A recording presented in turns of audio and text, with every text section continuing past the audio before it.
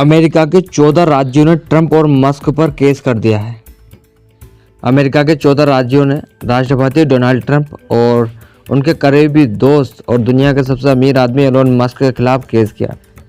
ये राज्य Elon Musk को डिपार्टमेंट और गवर्नमेंट एफसीएनसी डीओजी का प्रमुख बनाए जाने से नाराज है। राज्यों के मुताबिक डीओजी प्रमुख के तौर पर एलोन के हाथ में बड़ी ताकत आ गई है, जो अमेरिकी संविधान के उल्लंघन में है।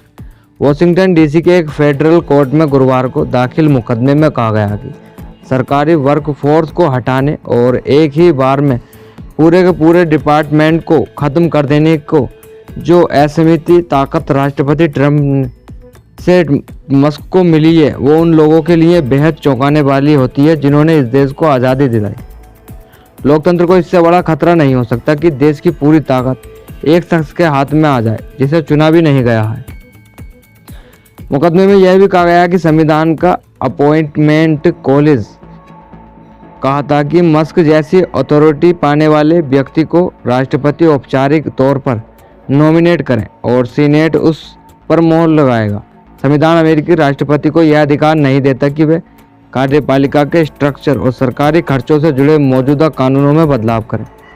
लिहाजा देश के राष्ट्रपति को नई फेडरल एजेंसियां बनाने या किसी एजेंसी को ख़त्म करने का अधिकार नहीं है।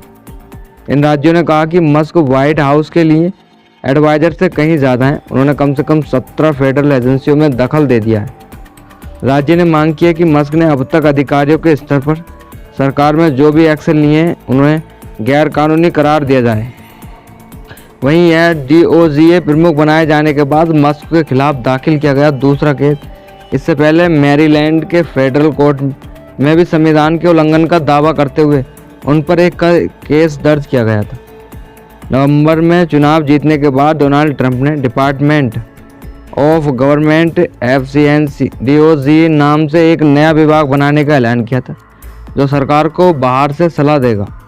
डोनाल्ड ट्रंप ने इसकी कमांड एलोन मस्क और भारतवंशी बिजनेसमैन विवेक रामास्वामी को सौंपी थी।